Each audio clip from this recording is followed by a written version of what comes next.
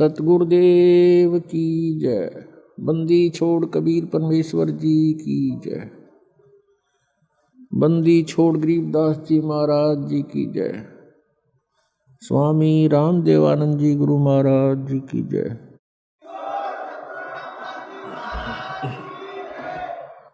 गरीब नमो नमो सतपुरुष को नमस्कार गुरु की नहीं। सुर नर मुनि जन साधुओं संतों सर्वस्ती नहीं। सतगुरु साहेब संत सब डंडो तुम प्रणाम। आगे पीछे मध्य हुए तिनको जा कुर्बान। नराकार निर्विषम काल जाल वैवंदनम निर्लेपम निज निर्गुणम। अकल अनुपवेशं धुनम सोहम सुरति समापतम सकल समाना नीरतल। उज्ज्वल हीरंबर हरदमं बेपरवा अथाह वार पार नहीं मध्यतम। ग्रीव जो सुमरै सिद्ध होई गणनायक गलता न करो अनुग्रह सोई पारस पद परवाना। आदि गणेश मनाऊं गणनायक देवन देवा। चरण कमल लो लाऊं आजंत करूं सेवा। परम शक्ति संगीतम रिद्धि सिद्धि दाता सोई। अवगत गुण अतीतम सतपुरुष निर्मोही। जगदम्बा जगदीशम मंगल रूप मुरारी। तन मन अर्पों शीसम भक्ति मुक्ति भंडारी। सुर नर मुनि जन ध्यावें ब्रह्मा विष्णु महेशा। शेष सहस मुख गावें पूजें आज गणेशा। इंद्र कुबेर सरीखा वरुण धर्मराय धावें। समर्थ जीवन जी का मन इच्छा फल पावे। 33 कोटि आधारा जावे से 88। उतरे बहु जल पारा कट है यम की फांसी। 33 कोटि आधारा जावे से 88। उतरे बहु जल पारा कट है यम की फांसी। कर जोरूं विनती करूं धरूं चरण पर शीस। गुरु जी राम देवानंद जी महाराज ने दियो नाम बख्शीस। कोटि कोटि सिजदा करूं कोटि कोटि प्रणाम। चरण कमल में राखियो मैं बंदी जाम गुलाम। कुत्ता हूँ गुरुदेव का रामपाल दास का नाम। गले प्रेम की जेवड़ी जांखे चोभा जाऊं मैं। तो करो तो बावड़ू दूर दूर करो तो जाऊं। जो राखो तो ही रहूं जो देवो सुख। जय इब के सतगुरु मिले सब दुख आँखों रोए। चरणों ऊपर शीस धरूं कहूँ जो कहनी हो। कबीर गुरु जी मिलेंगे पूछेंगे कुशलात। आदि अंत की सब कहूँ अपने दिल की बात। गुरु जी तुम ना भूलियो चाहे लाख लोग मिल जाएं। हमसे तुमको बहुत हैं तुम जैसे हमको नाही। तुमरे विसारे क्या बने मैं किसकी शरण में जाऊं। शिव बिरंच मुनि नारद तिनके हृदय न समाऊं। अवगुण किए तो बहुत किए करत न मानी और। बावे बंदा बख्श दियो, बावे गर्दन उतार। अवगुण मेरे बाप जी, बख्शो गरीब नवाज। जो मैं पूत कुपूत हूँ, बोहर पिता को लाज। मैं अपराधी जन्म का, नकसिक भरे विकार। तुम दाता दुख भंजना, मेरी करो संवार। सूरत करो मम साईं, हम हैं भवजल माही। आप ही बह जावांगे, जो तुम न पकड़ोगे बाण। बंदी छोड़ दयाल जी, तुम तक हमारी दौड़े। जैसे काग जहाज को, सुहजत और न ठोर। परमपिता परमात्मा पूर्ण ब्रह्म, सर्व सृष्टि रचनहार, कुल मालिक कबीर परमेश्वर जी हम सभी आत्माओं के पिता हैं। जितने भी यहाँ 21 ब्रह्मांड के अंदर आत्माएं हैं, ये सभी उस परमेश्वर कबीर जी की आत्माएं हैं। अब यहाँ हम काल के लोक में रह रहे हैं। इस काल के लोक में प्राणी सुखी नहीं हो सकता, और हम यहाँ सुख की खोज कर रहे हैं। जिसके पास धन नहीं है वो चाहता है कि मैं धनवान हो जाऊं, सुखी हो जाऊंगा। जिसके पास संतान नहीं है वो सोचता है मुझे संतान प्राप्ति हो जावे, मैं सुखी हो जाऊंगा। कोई रोगी है वो ये सोचता है मैं स्वस्थ हो जाऊं फिर मैं सुखी हो जाऊंगा। कोई धनवान है वो ये सोचता है कि सुख तो इन राजा लोगों को होगा, और राजा लोग सोचते हैं कि सुख तो स्वर्ग में होगा। स्वर्ग के देवता इंद्र राजा जो हैं वो सोचते हैं कि सुख तो ब्रह्मा विष्णु महेश को होगा, हमें सुख नहीं। और ब्रह्मा विष्णु महेश को सुख बिल्कुल नहीं। उदाहरणार्थ जैसे भगवान श्री विष्णु जी के अवतार श्री रामचंद्र जी राजा दशरथ के घर जन्म ले करके अयोध्या में प्रकट हुए। उनका फिर विवाह हुआ, विवाह होते ही वनवास हुआ। वनवास से उनकी धर्मपत्नी का अपहरण हुआ, फिर युद्ध हुआ। 12 वर्ष तक युद्ध हुआ। युद्ध तो 2-4 मिनट घंटे का बहुत हो जाता है। उसके पश्चात रावण का वध करके सीता जी को घर ले आए। कुछ ही दिनों के बाद, कुछ वर्षों के उपरांत किसी के व्यंग से सीता जी का परित्याग कर दिया, अपनी धर्मपत्नी का जो गर्भवती थी। स्वयं कहीं रहे, संतान कहीं रही। तो इससे सिद्ध है कि उस विष्णु जी को भी यहाँ सुख नाम की चीज नहीं। फिर वही विष्णु जी के अवतार श्री कृष्ण रूप में जेल में जन्म हुआ, मामा शत्रु हो गया। कभी जरासिंह, कभी शिशुपाल, कभी पूतना, कभी केसी आदि से उनको मरवाने का प्रयत्न जारी रहा।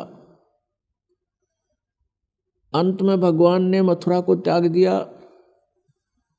समुद्र में जाके एक टापू पर शरण ली। वहाँ एक द्वार की नगरी बना करके सारी सेना को वहाँ रख करके शेष जीवन वहाँ व्यतीत किया। उसके उपरांत अंत समय क्या हुआ, भगवान श्री कृष्ण जी का 56 करोड़ उनके वंशज हो गए थे। 56 करोड़ पोते पर पोते, पुत्र, रिश्तेदार, नाती और वो भी श्री कृष्ण जी के सामने सब मृत्यु को प्राप्त हुए। आपसी युद्ध हो गया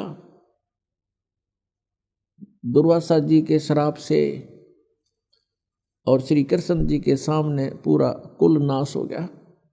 क्या वो प्राणी सुखी हो सकता जिसके आगे सारे मर जा? तो यहां परमात्मा कबीर परमेश्वर जी हमें याद दिलाते हैं, भजन करो उस रब का जो दाता है कुल सब का। भजन करो उस रब का जो दाता है कुल सब का। उस परमेश्वर की भक्ति करो जो सबका मालिक है, सबका दाता है। श्रीमद् भगवत गीता अध्याय नंबर 15 के श्लोक 1 से 4 में यह बताया गया है कि ऊपर को जड़ वाला, नीचे को तीनों गुण रूपी शाखा वाला, ये उल्टा लटका हुआ संसार रूपी वृक्ष है। ऊपर को मूल जो जड़ें हैं वो तो समझो परम अक्षर ब्रह्म है, पूर्ण परमात्मा, वो सब का मालिक। और नीचे को तीनों गुण रूपी शाखा, रजगुण ब्रह्मा, सतगुण विष्णु, तमगुण शिव जी रूपी शाखाएं हैं। और जो संत इन उल्टे लटके हुए संसार रूपी वृक्ष के सभी विभागों को भिन्न भिन्न बताता है, स वेदवित, वो वेद के तात्पर्य को जानने वाला है, अर्थात वो तत्वदर्शी संत है। परमेश्वर स्वयं भूमिका करते हैं, सतलोक से चलकर यहाँ आते हैं। यहाँ के भगवान काल द्वारा फैलाया गया अज्ञान, उसका नाश करते हैं, अपने तत्व ज्ञान रूपी टॉर्च से उस अंधेरे को हटाते हैं। तत्व ज्ञान रूपी सूर्य का उदय करके अज्ञान रूप अंधकार को समाप्त करते हैं। वो उसमें यहाँ कुछ समय के लिए रहते हैं और अपनी अमृतवाणी को उच्चारण कर करके सुनाते हैं, जो बाद में लिपिबद्ध कर ली जाती है। परमेश्वर ने कहा था, अक्षर पुरुष एक पेड़ है, निरंजन वा की डार, और तीनों देवा शाखा हैं ये पात रूप संसार। जो हिस्सा जमीन से बाहर दिखाई देता है पेड़ का, वो तुरंत जमीन से बाहर जो मोटे वाला होता है उसको तना बोलते हैं। और जड़ें परोक्ष है, गुप्त है। तो मूल मालिक तो गुप्त है, परोक्ष है, उसका तो यहाँ के सदग्रंथों में जिक्र नहीं। वो तो स्वयं परमेश्वर ने आके बताई अपनी महिमा। उस तने को समझो ये अक्षर पुरुष है, उसके तने के फिर मोटी डार होती है, उसको समझो सरपुरुष, सरपुरुष। और उस डार के फिर 3 शाखाएं हों, वो रजगुण ब्रह्मा, सतगुण विष्णु, तमगुण शिव जी जानो। श्रीमद् भगवत गीता अध्याय नंबर 4 के श्लोक नंबर 32 में कहा है कि जो श्लोक नंबर 25 से लेकर 31 तक जो भी साधनाओं का वर्णन किया गया है वो पर्याप्त नहीं है। लेकिन साधक अपनी अपनी साधनाओं को पाप नाशक ही मानते हैं। इस प्रकार की यज्ञों का विस्तार के साथ वर्णन है सच्चिदानंद घन ब्रह्म की वाणी में। ब्रह्मणे मुखे, यानी सच्चिदानंद घन ब्रह्म ने स्वयं आकर के अपने मुख कमल से वो तत्व ज्ञान बोला होता है, उसको परम अक्षर ब्रह्म की वाणी कहते हैं। उस वाणी में वो विस्तार के साथ कहे गए हैं। उनको जानने के बाद फिर पूर्ण रूप से कर्म बंधन से मुक्त प्राणी हो जाता है। गीता जी अध्याय नंबर 4 के श्लोक नंबर 34 में तुरंत कहा है कि उस तत्व ज्ञान को जो परमेश्वर ने स्वयं आकर बोला होता है, किसी तत्वदर्शी संतों के पास जाकर समझ, उनको दंडवत प्रणाम करने से, कपट छोड़कर प्रसन्न करने से वो तत्वदर्शी संत तुझे उस परमात्म तत्व का ज्ञान कराएंगे। इससे एक बात तो ये सिद्ध होगी कि गीता ज्ञानदाता भी उस तत्व ज्ञान से अपरिचित है, इसलिए संतों के पास जाने को कह रहा है। अब यहाँ गीता जी अध्याय नंबर 15 के श्लोक नंबर 1 से 4 में परमेश्वर ने स्वयं अपनी महिमा का गुणगान किया है। अक्षर पुरुष एक पेड़ है, निरंजन वा की डार, सरपुरुष जिसको कहते हैं, सरपुरुष वा की डार, और तीनों देवा शाखा हैं ये पात रूप संसार। अब गीता जी अध्याय नंबर 15 के श्लोक 4 में कहा कि उस तत्व ज्ञान की प्राप्ति के उपरांत तत्व ज्ञान रूपी शस्त्र के द्वारा इस अज्ञान रूपी उलझी हुई गुत्थी को काटकर अर्थात समझकर उसके पश्चात परमेश्वर के उस परम पद की खोज करनी चाहिए, जहां जाने के बाद साधक फिर लौटकर कभी संसार में नहीं आते, अर्थात उनका जन्म मृत्यु सदा के लिए समाप्त हो जाता है। और जिस परमेश्वर ने सर्व ब्रह्मांडों की रचना की है उसी की भक्ति करनी चाहिए, अन्य की नहीं। गीता ज्ञानदाता यहाँ अपनी भक्ति को भी न करने की सलाह दे रहा है। क्यों दे रहा है? क्योंकि गीता जी अध्याय नंबर 4 के श्लोक नंबर 5 तथा 9 में, गीता अध्याय नंबर 2 श्लोक 12 में, गीता अध्याय नंबर 10 श्लोक 2 में ये स्वयं कहता, अर्जुन तेरे और मेरे बहुत जन्म हो चुके हैं, तू नहीं जानता मैं जानता हूं। इससे सिद्ध है कि गीता ज्ञानदाता की भी जन्म मृत्यु होती है। ये पूर्ण मोक्ष नहीं होता, ना इसकी साधना से पूर्ण मोक्ष हो सकता, और ये भी नाशवान है। इसलिए गीता ज्ञानदाता गीता अध्याय नंबर 18 के श्लोक नंबर 62 में कहता है कि अर्जुन तू सर्वभाव से उस परमेश्वर की शरण में जा जिसकी कृपा से तू परम शांति को और सनातन परम धाम को प्राप्त होगा। जब तक प्राणी जन्म और मृत्यु के अंदर है इसको शांति नहीं हो सकती, चाहे ब्रह्मा की पदवी पा ले, चाहे विष्णु की पदवी प्राप्त कर ले, चाहे शिव की पदवी प्राप्त कर ले, या छोटे मोटे राजाओं का तो अब कोई अस्तित्व नहीं है, जबकि ब्रह्मा विष्णु महेश तक की पदवी पर प्राणी सुखी नहीं है। इसलिए गीता जी अध्याय नंबर 7 के श्लोक नंबर 18 में गीता ज्ञानदाता कहता है कि जितने भी भक्त हैं, साधक हैं, जिन्होंने वेदों को जाना समझा और तत्वदर्शी संत ना मिलने से अपने आप निष्कर्ष निकाल लिया, ओम नाम को मोक्ष दायक मान लिया और ब्रह्म को सुप्रीम पावर मान लिया, सुप्रीम गॉड मान लिया, इस भूल के कारण ये उद्धार आत्मा, नेक आत्माएं, ये ज्ञानी आत्मा है तो अच्छी नेक हैं, लेकिन मेरे वाली अनुत्तम गति में ही स्थित है। गीता ज्ञानदाता कहता है कि मेरे वाली गति यानी ब्रह्म की गति, ब्रह्म से मिलने वाले लाभ, ओम नाम से जो जाप होता है वो ब्रह्म का है, और ब्रह्म से जो लाभ है उसको कहते हैं वो मेरी गति है। गीता ज्ञानदाता ब्रह्म बोल रहा है श्री कृष्ण जी में, और ये भी अनुत्तम है, ये भी घटिया है, व्यर्थ है, क्योंकि जन्म और मृत्यु अर्जुन तेरे भी और मेरे भी सदा रहेंगे। अपुणात्माओं, श्रीमद् भगवत गीता अध्याय नंबर 15 के श्लोक नंबर 16 और 17 में ये 3 पुरुष बताए, 3 प्रभु, एक सरपुरुष, ये 21 ब्रह्मांड का पुरुष प्रभु है, स्वामी है, मालिक है, ये कुल का मालिक नहीं है। अक्षर पुरुष जो पेड़ का तना कहलाता है, ये 7 संघ ब्रह्मांड का स्वामी है, ये कुल का मालिक नहीं है। गीता जी अध्याय नंबर 15 के श्लोक 16 में कहा कि सरपुरुष और अक्षर पुरुष ये 2 प्रभु प्रसिद्ध हैं, और इनके लोकों में तथा ये स्वयं जितने भी प्राणी हैं ये सभी नाशवान हैं, और जीवात्मा सभी की अमर है। इसलिए गीता जी अध्याय नंबर 15 के श्लोक 17 में तुरंत कहा है कि उत्तम पुरुष तो अन्य परमात्मा इति उदाहरते, कि पुरुषोत्तम श्रेष्ठ प्रभु, श्रेष्ठ परमात्मा, कुल का मालिक तो कोई और है जिसे परमात्मा कहते हैं।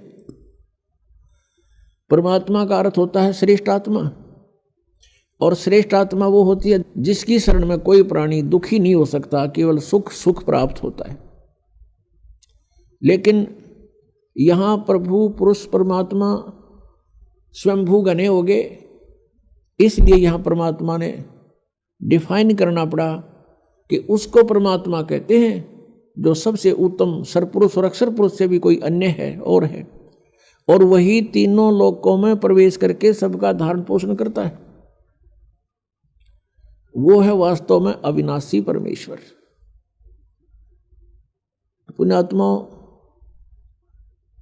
हम सभी कहते थे भक्ति कर ले भाई, किसी भी संत या पंथ में या किसी ग्रंथ में हम पढ़ा करते थे तो सभी प्रेरणा करते थे भगवान की भक्ति करो भाई।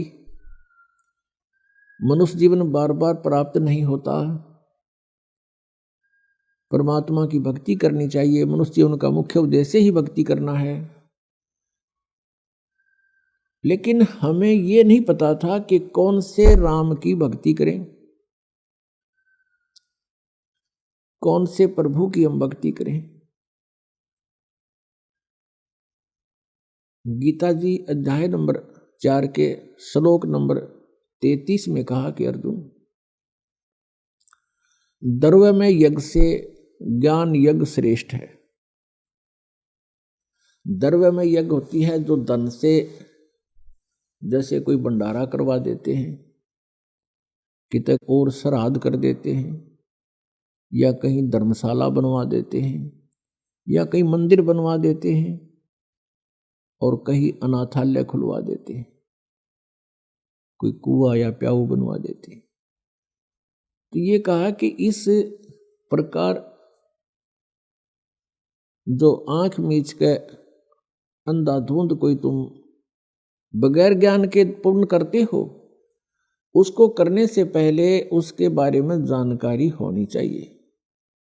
यानी ज्ञान यज्ञ श्रेष्ठ है। संतों का सत्संग सुनो और ज्ञान समझ के फिर जैसे संत बतावें और जैसे ग्रंथ अलाउड करें, जो हमारे सदग्रंथों में प्रमाणित है, उसी तरह ही तुम दान पुण्य करो तो लाभदायक है, अन्यथा नहीं।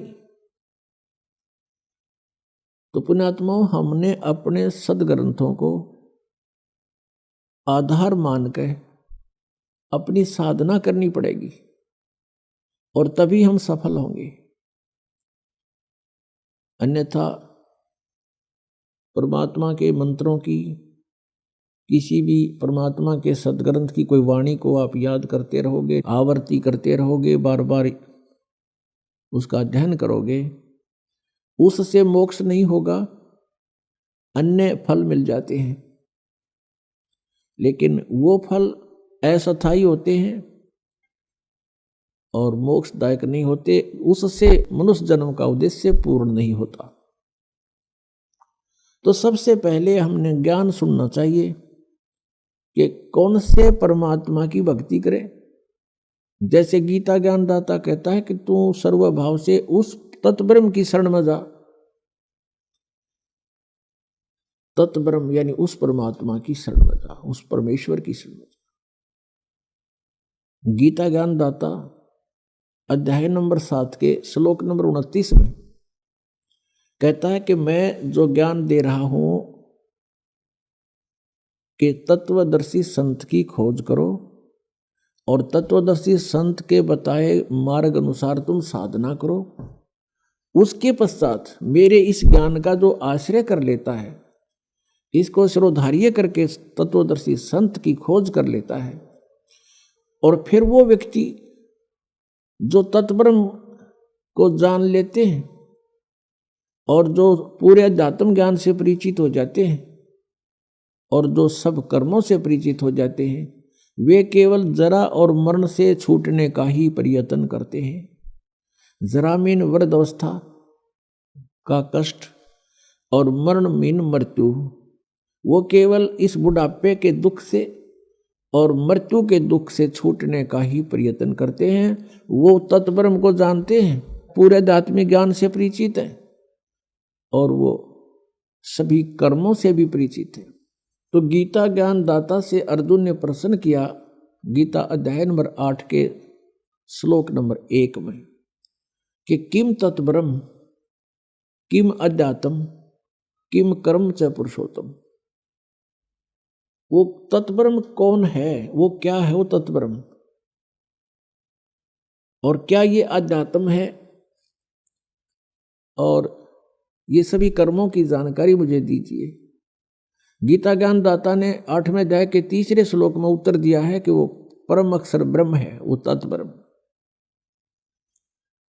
जैसा अभी आपने आदरणीय गरीबदास साहिब जी की वाणी सुनी, भजन करो उस रब का जो दाता है कुल सब का। भजन करो उस रब का जो दाता है कुल सब का। जो सबका मालिक है, सबका दाता है, उसकी भक्ति करो, उसका भजन करो। गीता जी अध्याय नंबर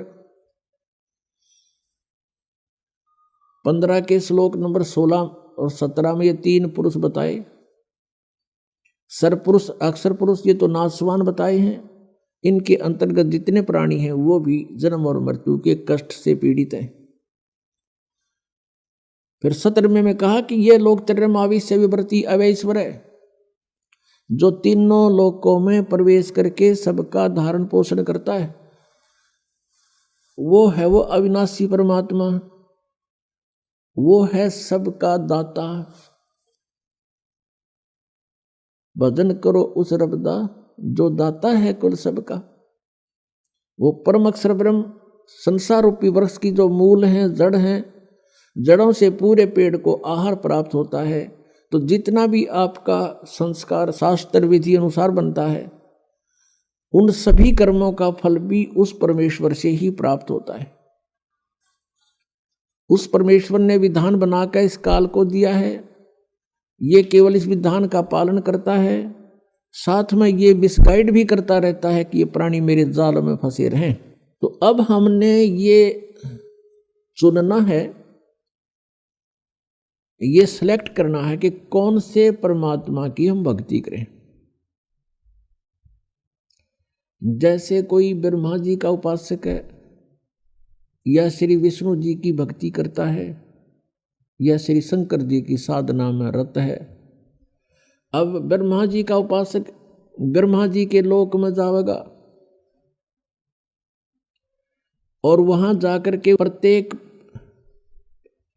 लोक में एक रेस्टोरेंट होता है और उस रेस्टोरेंट के अंदर, जिसको स्वर्ग कहते हैं, उस स्वर्ग के अंदर ये प्राणी चला जाता है और इसके जितने भी पुण्य होते हैं वहां डिपॉजिट हो जाते हैं। और जब इसके पुण्य समाप्त हो जाते हैं उसी समय उस प्राणी को वहां से धकेल दिया जाता है। जैसे जबरदस्ती यहां मृत्यु कर दी जाती है, ऐसे जबरदस्ती उसको वहां से वापस भेज दिया जाता है।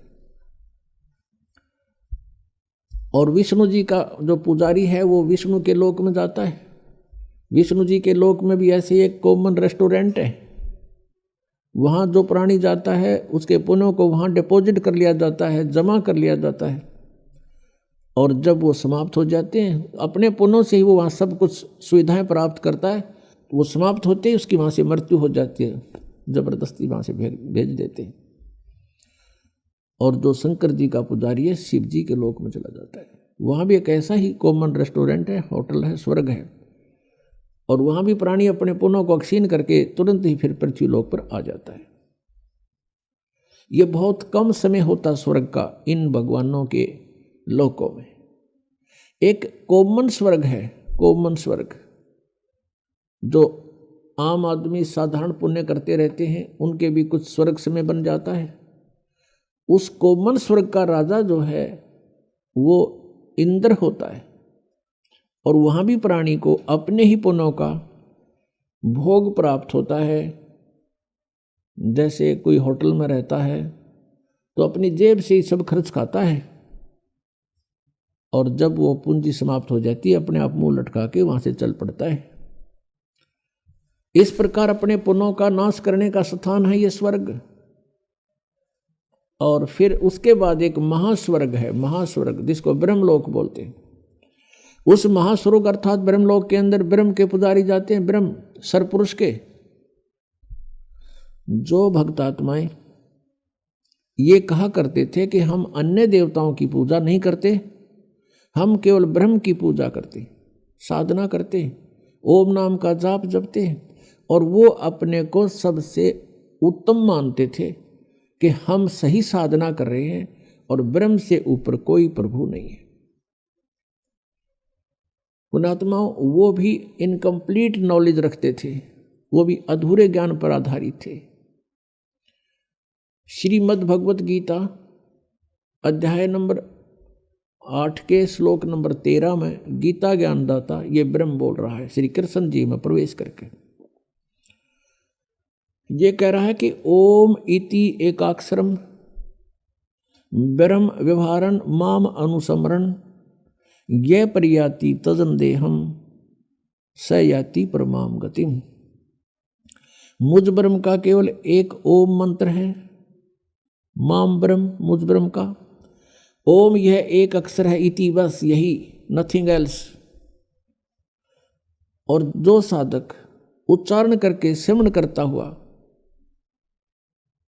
शरीर त्याग कर जाता है, सयाति परमाम गतिम, वो ओम नाम के जाप से जो भी इससे लाभ होती है वो परम गति ओम सतर की है, ओम के जाप के सतर की है। गीता जी अध्याय नंबर 8 के श्लोक नंबर 16 में कहा कि ओम ब्रह्म का जाप है और ब्रह्म के जाप से ब्रह्मलोक प्राप्त होता है। और गीता जी अध्याय नंबर 8 के श्लोक नंबर 16 में कहा कि ब्रह्मलोक पर्यंत भी सभी प्राणी पुनरावर्ती में है, वहां गए हुए उस महास्वर्ग में, बड़े होटल में गए हुए प्राणी भी वापस आते हैं, उनका भी जन्म और मृत्यु होता है। श्रीमद् देवी भागवत गीता प्रेस गोरखपुर से प्रकाशित 7वें स्कंद के 562 और 63 पृष्ठ पर देवी हिमालय राजा को उपदेश दे रही है और ब्रह्म की जानकारी बता रही है। वो बता रही है कि सब पूजाओं को त्याग कर केवल एक ब्रह्म की पूजा करो, उसका ओम नाम है। ब्रह्म की पूजा करो, उसका एक ओम नाम है। उस ओम नाम का जाप करते हुए ब्रह्म प्राप्ति का टारगेट बनाकर जो साधक साधना करता है वो ब्रह्म को प्राप्त होता है, वो ब्रह्मलोक में चला जाता है। वो ब्रह्म कहाँ रहता है? वो ब्रह्मलोक में रहता है। अब गीता ज्ञानदाता ब्रह्म है। ये गीता जी अध्याय नंबर 18 के श्लोक नंबर 62 में, गीता जी अध्याय नंबर 15 के श्लोक नंबर 4 में यह स्पष्ट कर रहा कि अर्जुन तू सर्वभाव से उस परमेश्वर की शरण में जा। कोई अन्य भगवान है गीता ज्ञानदाता से, उसकी कृपा से ही तू परम शांति को और सनातन परम धाम को प्राप्त होगा। और गीता जी अध्याय नंबर 15 के श्लोक नंबर 4 में कहा कि जब तत्वदर्शी संत मिल जावे उसके पश्चात परमेश्वर के उस परम पद की खोज करनी चाहिए जहां जाने के बाद साधक फिर लौटकर संसार में नहीं आते। और जिस परमेश्वर ने सब ब्रह्मांडों की रचना की है उसी की भक्ति करो, उसी की शरण में रहो, और की नहीं। गीता ज्ञानदाता अपनी सतिथि बता ही रहा है कि अर्जुन तेरे और मेरे बहुत जन्म हो चुके हैं, तू नहीं जानता मैं जानता हूं। इससे सिद्ध हो गया कि गीता ज्ञानदाता जो सरपुरुष है, जिसको ब्रह्म भी कहते हैं, इस ब्रह्म के साधक भी जन्म और मृत्यु के ही जाल में, इस कर्म में फंसे रहते हैं। और जब तक प्राणी जन्म और मृत्यु के कर्म में है वो सुखी नहीं हो सकता, उसको परम शांति नहीं हो सकती। इसलिए गीता जी अध्याय नंबर 18 के श्लोक नंबर 62 में कहा है कि अर्जुन तू सर्वभाव से उस परमेश्वर की शरण में जा, उसकी कृपा से ही तू परम शांति को और सनातन परम धाम को प्राप्त होगा। और गीता जी अध्याय नंबर 15 के श्लोक नंबर 4 में स्पष्ट कर दिया कि उस परमेश्वर के उस परम पद की खोज करनी चाहिए जहां जाने के बाद साधक फिर लौटकर कभी संसार में नहीं आती। तो ये है वो पूर्ण मोक्ष। तो ये जो ब्रह्म तक की साधना करके अपने आप को ये समझते थे कि हम बहुत अच्छी उपलब्धि कर रहे हैं, ये भी जन्म और मृत्यु के इस चक्कर में पूर्ण रूप से फंसे हुए। और ये ब्रह्म काल है, ये काल के पुजारी थे। जितने भी ऋषि महर्षि हुए हैं ये सब ब्रह्म साधना करते थे। श्रीमद् भगवत गीता अध्याय नंबर 7 के श्लोक नंबर 1 से 5 में कहा कि अर्जुन अब मैं तुझे ऐसा ज्ञान सुनाऊंगा जिस ज्ञान को जानने के बाद कुछ भी जानना शेष नहीं रहेगा। गीता जी अध्याय नंबर 6, 7, 8, 9 तक 10 तक ही स्पष्ट किया है कि 2 प्रकृति हैं। एक तो ये दुर्गा है, यह तो चेतन प्रकृति है, और बाकी ये पांचों तत्व और ये सब अंतःकरण अहंकार मिलाकर ये 8 विभागों में जो बटी हुई ये मेरी जड़ प्रकृति है। और फिर ये कहा कि बलवानों का बल, बुद्धिमानों की बुद्धि मैं ही हूँ, अर्थात जब चाहे मैं जिसको ताकत दे दूँ, जब चाहे किसी को बुद्धि दे दूँ, जब चाहूँ उसकी ताकत को वापस अक्षीण कर दूँ, और जब चाहे उस बुद्धिमान की बुद्धि पर पर्दा डाल दूँ। पुण्यात्माओं, जैसे अर्जुन को काल ने शक्ति दे दी जब उसने महाभारत का युद्ध करवाना था, क्योंकि श्री कृष्ण मना कर रहे थे, युद्ध से पहले भी मना करते थे कि युद्ध ना करो भाई, नाश हो जाएगा, तुम भी मारे जा सकते हो और कौरव भी मारे जा सकते हैं। और कौरवों को भी समझाया करते थे कि युद्ध अच्छा नहीं होता, कुल नाश हो जाएगा तुम्हारा, अपना भाई बंटवारा कर लो मिलजुल कर। नहीं हुआ तो अंत में प्रभु ने यहाँ तक कह दिया था, भगवान श्री कृष्ण जी ने, एक तरफ मेरी सेना होगी, एक तरफ मैं होऊंगा, और मैं हथियार भी नहीं उठाऊंगा। इससे सिद्ध है कि श्री कृष्ण जी युद्ध नहीं चाहते थे, कतई नहीं चाहते थे। जब बात बनी नहीं, युद्ध की तैयारी होगी, अर्जुन के सारथी बनकर श्री कृष्ण जी ने रथ ले जा करके अर्जुन के कहने से दोनों सेनाओं के मध्य में खड़ा कर दिया। अब अर्जुन ने देखा सामने भाई खड़े हैं, भतीजे खड़े हैं, भाइयों की बेटियों के पति खड़े हैं, तो उसके दिल के अंदर एक साधु भाव उत्पन्न हो गया कि इनको मारकर हम राज करेंगे, इससे अच्छा तो भीख मांग कर खा लेंगे, वो भी अच्छा होगा। ऐसे कहर को, ऐसे जुल्म को, ऐसे अनर्थ को मैं नहीं करूँगा। फाइनल फैसला लेकर और रथ के पिछले भाग में बैठ गया। अब काल ने देखा, जिसने युद्ध नाश करवाना था इस ब्रह्म ने, कि बात बिगड़ेगी, उसी समय स्वयं आकर के श्री कृष्ण जी में प्रवेश कर गया। और फिर युद्ध के लिए उसने वो हथकंडे अपनाए जो अर्जुन को तैयार करके छोड़ा।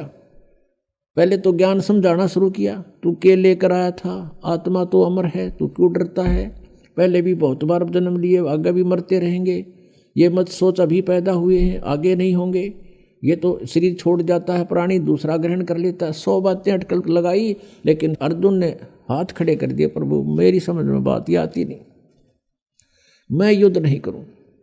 आखिर में उसने उसको भयंकर रूप दिखाया अपना वास्तविक, कि मैं काल हूं, खा जाऊंगा। अब जिसको देखकर अर्जुन जैसा योद्धा भी कांपने लग गया, तो क्या वो भगवान हो सकता है जिसको देखते कलजा पाटे? वो स्वयं कह रहा है कि मैं काल हूं 11वें अध्याय के 32वें श्लोक में, और सबको नाश करने के लिए आया हूं। तो नाश करने वाला प्रभु परमात्मा नहीं हो सकता, श्रेष्ठ आत्मा नहीं हो सकता। तो पुण्यात्माओं, ये श्री कृष्ण में प्रवेश करके ब्रह्म बोल गया, और इसने ये महाभारत का युद्ध करवा दिया, नाश करवा दिया। तो जब उससे युद्ध करवाना था अर्जुन से, तब तो उसको पावर दे दी और खूब कूद कूद का नाश करा, दुनिया मार डाली, वो पाप लिख दिए अर्जुन के बैड अकाउंट में। फिर जब श्री कृष्ण जी का पूरा कुल नाश हो गया और श्री कृष्ण जी का भी वध कर दिया गया, विषाक्त तीर मार के एक शिकारी के द्वारा धोखे से लग गया। वो शिकारी कौन था? वो शिकारी था बाली वाली आत्मा, जो त्रेता युग में विष्णु जी श्री राम रूप में आए हुए थे। उस समय सुग्रीव के भाई बाली को श्री राम रूप में विष्णु जी ने धोखे से मारा था, वृक्ष की ओट लेकर। तब बाली ने कहा था कि तू अगर सूरवीर था तो सामने आता, और ऐसे तूने कायरता से मुझे मारा है, ये दंड तूने भोगना पड़ेगा, मेरा बदला देना होगा। उस समय फिर बुद्धि दे दी काल ने रामचंद्र जी को, कहा कि तेरा बदला दूंगा द्वापर युग में। वही विष्णु श्री कृष्ण रूप में आए। वो बाली वाली आत्मा एक शिकारी बना, शिकारी ने एक विषाक्त तीर बनवा लिया जहर से बुझा हुआ, और श्री कृष्ण जी प्रभास क्षेत्र में एक पेड़ के नीचे लेटे हुए थे। वहां उसके पैर के तलवे में एक पद्म था। उस पद्म की बहुत चमक होती है, जैसे दिन के समय में 100 वाट का बल्ब जग रहा हो और उसकी टिमटिमाती सी रोशनी चमक दिखाई देती है। ऐसे वृक्ष के झुरमटों के बीच से उस शिकारी ने देखा कि कोई मृग बैठा है, लगता है उसकी आंखें चस रही है, और वो थे भगवान श्री कृष्ण जी के पैर में लगा हुआ पद्म। शिकारी ने आओ देखा ना ताव देखा, पत्तों के अंदर से निशाना साध दिया और उस तलवे पर ठोक दिया विषाक्त तीर, जिससे श्री कृष्ण जी का वध हुआ। उसके पश्चात 500 पांडव रिलेटिव थे, वो वहां पहुंचे, अर्जुन की ड्यूटी लगा दी। श्री कृष्ण ने मरते मरते कहा था कि अर्जुन तुम सभी यहाँ की औरतों को ले जाना, यहाँ कोई पुरुष बचा नहीं, आसपास के लोग इनकी बेइज्जती करेंगे, ये मेरी प्रार्थना है। तो अर्जुन सभी गोपियों को, सभी औरतों को लेकर के वहाँ चल पड़ा था, और वही धनुष उसके पास था जिससे उसने महाभारत का युद्ध जीता था। रास्ते के अंदर अर्जुन को भीलों ने घेर लिया, अर्जुन को पीटा और सारा धन लूट लिया, कुछ औरतों को भी साथ घसीट ले गए। अर्जुन खड़ा खड़ा देख रहा है और कांप रहा है, उसके हाथ से वो धनुष नहीं चल रहा है। अब जब वो सारा एपिसोड हो लिया, भील चले गए, तब अर्जुन कहता है कि ये कृष्ण हमारा दुश्मन था, रिलेटिव नहीं था, इसने हमारे साथ सदा धोखा किया। जब मैं युद्ध के मैदान में लड़ रहा था, मुझे इतनी शक्ति दे दी कि एक तीर से 20-20 मार देता था, और आज वही अर्जुन है, वही ये गांडीव धनुष है, आज ये मेरे से चल भी नहीं रहा। यहाँ परमात्मा कहते हैं, कबीर परमेश्वर जी, कि मूल लखनी मूर्खा गिनते हैं क्यों डार, तुम इसकी जड़ को नहीं पहचान रहे, इसका ये मूल कौन है, जड़ कौन है इन कुकर्मों की। तो भगवान श्री कृष्ण छलिया नहीं थे, ये तो ये काल सब खेल करवा रहा है। ये कहता है बलवानों का बल, बुद्धिमानों की बुद्धि मेरे हाथ में है, जब चाहे बल प्रदान कर दूं, जब चाहे मैं छीन लूं। जिसमें श्री रामचंद्र जी वनवास में थे, सीता जी का अपहरण हो गया था, उनकी धर्मपत्नी का, वो लिपट लिपट कर पेड़ों से और वन्य जानवरों से रो रहे थे, पूछ रहे थे मेरी सीता को देखा। ऊपर से भगवान शिव और पार्वती भी झांक रहे थे। भगवान शिव ने प्रणाम किया क्योंकि ये उनके बड़े भाई हैं। पार्वती ने देखा कि आप किसको प्रणाम कर रहे हो। भगवान शिव ने कहा कि नीचे भगवान विष्णु हैं राम रूप में, मैं उनको प्रणाम कर रहा हूं। पार्वती कहने लगी भगवान होकर रोए, मैं तो नहीं मानती ये विष्णु जी हो सकते हैं, मैं इसकी परीक्षा लूंगी। भगवान शिव ने कहा कि तू परीक्षा मत लेना और सीता रूप मत बनाना, मेरे काम की नहीं रहेगी तू। उस समय तो पार्वती जी ने कहा कि ठीक है, मैं नहीं परीक्षा लूंगी। जब भगवान शिव जी इधर उधर गए सैर सपट्टे को, पीछे से सीता रूप बनाया, श्री रामचंद्र जी के सामने खड़ी होगी। अब रामचंद्र जी ने उस समय पार्वती जी को पहचान लिया, क्योंकि काल ने उसकी बुद्धि ऑन कर दी और पहले ऑफ कर दी।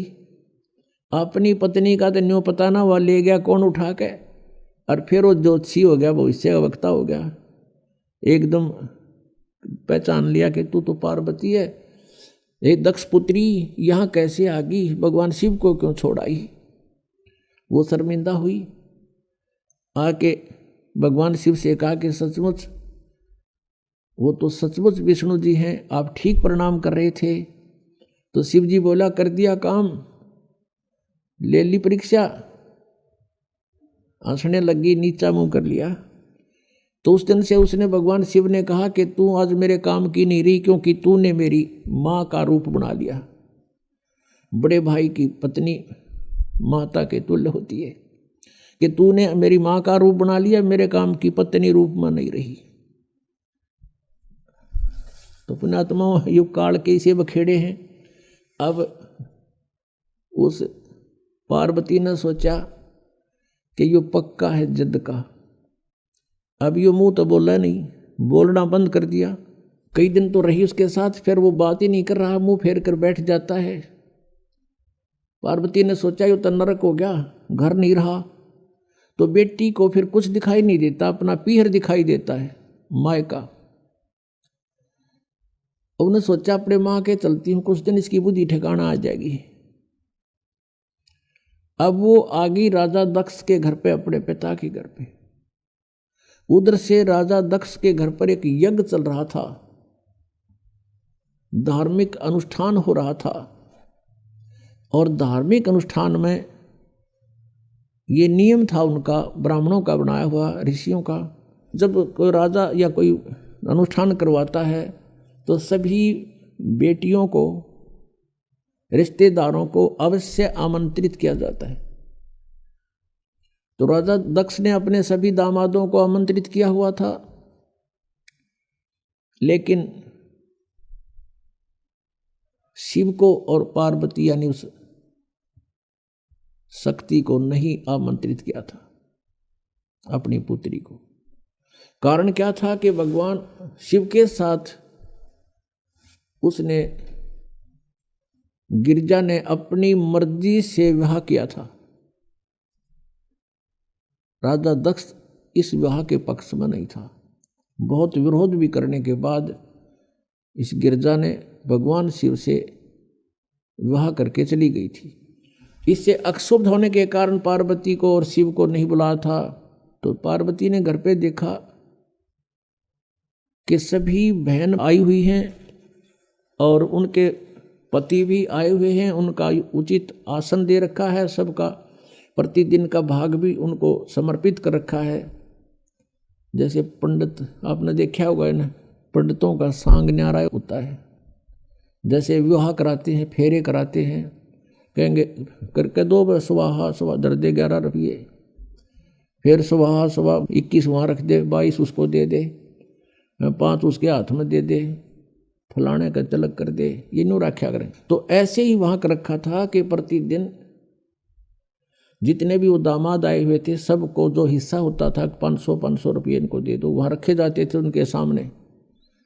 तो ऐसा किया जा रहा था। भगवान शिव का कहीं आसन भी नहीं था, और जो बहनों के बटेऊ यानी पति नहीं आए हुए थे पार्वती की बहनों के, उनका आसन लगा रखा था, उनका हिस्सा फिर भी वहाँ रखा जा रहा था, उनका स्थान निर्धारित अलग से किया हुआ था।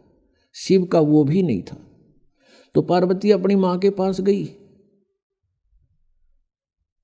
अब बेटी का माँ के ऊपर जोर चला करे, अपनी माँ से जाकर कहा कि माँ, तुमने सभी मेरी बहनों को बुला लिया और उनके पति भी आए हुए हैं, लेकिन आपने अपने दामाद को नहीं बुलाया, ना हमें आमंत्रित किया। तो माँ ने कहा, बेटी मैंने तो तेरे पिताजी से बहुत कहा, लेकिन ये अपनी जिद पर अड़ा हुआ है, और गलती बेटी तेरी भी है। तूने अपने पिता की आज्ञा का उल्लंघन करके विवाह किया है, जिससे वो अक्षुब्ध है। ना तो मेरी वो मानता और ना मेरी तू मानती, मेरे आगे जिक्र मत। अब पार्वती को बड़ा दुख हुआ। फिर वो अपने पिता के पास गई और पिता से प्रणाम करके कहा कि पिताजी, आपने अपने दामाद को आमंत्रित क्यों नहीं किया और सभी को कर रखा है।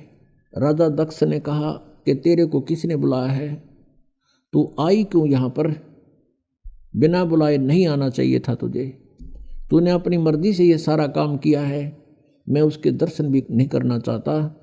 ऐसे पागल के जिसके गले में सांप पड़े हो, मैंने अपनी बेइज्जती करवानी है यहाँ अपने समाज में, और तो भी मत आना, यहाँ से निकल जा वापस। अब इस बात से वो बहुत दुखी होगी। कौन? वो पार्वती। उसने देख लिया कि ना शिव जी वहाँ मेरा ठिकाना रहा, यहाँ पिताजी ने धिक्कार दिया मुझे, तो अब और कोई विकल्प नहीं रहा। अब उसने गुस्सा आ गया कि मैं तेरे यज्ञ कराती हूँ सफल। उस हवन कुंड में ये क्या करा करते ये ब्राह्मण लोग? ब्राह्मण का अर्थ कोई जाति विशेष नहीं, जो गुरु पद प्राप्त है उसको ब्राह्मण कहते हैं। जो ब्राह्मण सोए जो ब्रह्म पहचाने, ये ब्रह्म तो पहचाना नहीं था, लेकिन ये नकली ब्राह्मण जरूर प्रसिद्ध हो रहे थे गुरु रूप में। तो वो क्या करते थे, एक नया अपना दिखाने के लिए पूरा एक बहुत बड़ा हवन कुंड बना देते थे, बहुत बड़ा 8 फुट गहरा, और 10 बाई 10 का चौड़ा, उसमें घेर कर लकड़। राजा का घी कौन सा करते डालना था, भर कड़छर कटोरे भर घेर, स्वाहा स्वाहा, वो बक्कड़ पाट रहा पूरा, डीक बड़ा उसमें। वह पार्वती उस कुंड में, हवन कुंड में कूद गई और जड़गी सारी। तत्परता से उसको निकाल अवश्य लिया, लेकिन वो उसका अस्थि पंजर शेष था, सब मांस और वो चाम जल चुका था, केवल हाड शेष थी। इस बात का पता चला भगवान शिव ने। अब वहां से चला अपनी सेना लेकर, कि दक्षिण में करूंगा सीधा। अब इस बात का पता चल गया दक्ष को कि भगवान शिव चल पड़े अपनी पूरी गणों को लेकर के। उधर से जो आए हुए थे अतिथि, उनमें ब्रह्मा जी और विष्णु जी भी उपस्थित थे। अब जब उनको न्यू पता चला कि शिव जी आ रहे हैं पूरी सेना के साथ, तो भगवान विष्णु भी खिसकन लगे और ब्रह्मा जी भी खिसकन लगे। ब्रह्मा जी तक खिसके गए, कंते कंते भी चले गए, कोई कौन मरे सिर फड़ुआ के। दक्ष ने भगवान विष्णु से हाथ जोड़कर कहा, आपको मैंने संरक्षक रूप में बुला रखा था, मेरी यज्ञ संपूर्ण हो तब तक आपको आमंत्रित था, आप मेरी रक्षा के लिए आए थे, आप भी जा रहे हो। विष्णु जी ने मना किया कि नहीं, मैं जा रहा हूं, नहीं रुक पाऊंगा। ज्यादा कहने से विष्णु जी रुक गए। उधर से शिव जी ने अपना एक गन तैयार किया अपनी जटा से, अपने मंत्र सिद्धि से, और उसको भेज दिया भैरव को कि जा तू उनके साथ युद्ध कर, मैं आ रहा हूं पीछे पीछे, पहले तू संभाल उन्हें। भगवान विष्णु का उसका युद्ध हुआ, विष्णु जी युद्ध में पराजित होकर के भाग गए छोड़ कर में। उधर से भगवान शिव आ गया। शिव जी ने राजा दक्ष की नाड़ काट दी, गर्दन काट दी। ये तो लंबी कहानी है। फिर और कहते हाथ पांव जोड़े, उसने रहम आ गया, एक बकरे की गर्दन उसका दक्ष का ला दी, बकरे का मुंह कर दिया ऊपर से। अब जब तक इनके श्वास हैं तो ये भगवान उनको ऐज इतना लाभ दे सकते। फिर क्या देखा, अब पार्वती को वहां जला हुआ देखा। भगवान शिव में मोह का सागर उमड़ गया। जब तक मुंह फेर कर सोया था, और अब उस जले हुए कंकाल को सीने से लगा लिया उठा के, और पार्वती पार्वती पार्वती पागल सा होकर न घूमो जंगला में गए, नाना ने दौड़ा। कहते 10,000 वर्ष तक ऐसे भटकता रहा, और उस अस्थि पिंजर को साथ सीने से लगा रहा पार्वती जान के। कहते हैं फिर भगवान ने देखा कि ये तो बिल्कुल मोह के अंदर पागल हो चुका है। कहते हैं सुदर्शन चक्र से उस अस्थि पिंजर के, यानी पार्वती वाले उस बॉडी के हड्डों को सुदर्शन चक्र से छिन्न भिन्न कर दिया। कहते हैं जहां आंख पड़ी वहां नैना देवी, जहां धड़ गिरा वहां वैष्णो देवी, जीभ गिरी वहां ज्वाला देवी के मंदिरों की स्थापना होगी। अपुणात्माओं, ये जैसे वैष्णो देवी का मंदिर, ज्वाला जी का मंदिर, और जैसे नैना देवी का मंदिर, ये जो मंदिर होते हैं ये यादगार होती हैं। ये यादगार बनाई गई थी कि जो इतिहास है पुराणों में, आने वाले समय में कोई इनको झूठा ना कह दे, इसलिए वो यादगार बनाई गई थी, छोटी छोटी मंडी सी। और वहाँ पर पुजारी बैठा दिए गए थे, आसपास के लोगों के द्वारा एक पैसा इकट्ठा करके उनको वहाँ एक नौकरी के तौर पर छोड़ दिया था कि तुम आने वालों को यहाँ कोई दर्शनार्थ आवत इतिहास बताना कि ये मंदिर ऐसे बना है। बस इतना काम था उस पुजारी का। फिर समय बदलता चला गया, उसको किसी ने पैसे देने बंद कर दिए, तो उसने फिर वहाँ चढ़वाना शुरू कर दिया कि अभी आए हो तो दान भी करो। ऐसे फिर पीढ़ी दर पीढ़ी चल करके तो वहाँ इस प्रकार दक्षिणा का भी एक रिवाज बन गया। वास्तव में ये सिर्फ इतना ही काम है कि ये यहाँ ऐसी घटनाएं घटी थी जैसे, तो पुण्यात्माओं आगे चलते हैं, इसी कथा को पूरा करते हैं। अब प्रसंग चल रहा है कि भजन करो उस रबदा जो दाता है कुल सबका। जैसे हम श्री ब्रह्मा जी, श्री विष्णु जी, श्री शिव जी की पूजाएं करते हैं, तो इन भगवानों की सतिथि इस ज्ञान से पता चलेगा। अब क्या होता है कि जब भगवान शिव ने देखा कि अस्थि पिंजर भी नहीं रहा तेरे पास, फिर उसका मोह भंग हो गया। मोह भंग हुआ तो उसने जो सोचा कि ये हालत मेरी किस कारण से हुई, उसने अपनी सूझबूझ से ये ढूंढा, इसका कारण खोजा कि भी मैंने विवाह करवाया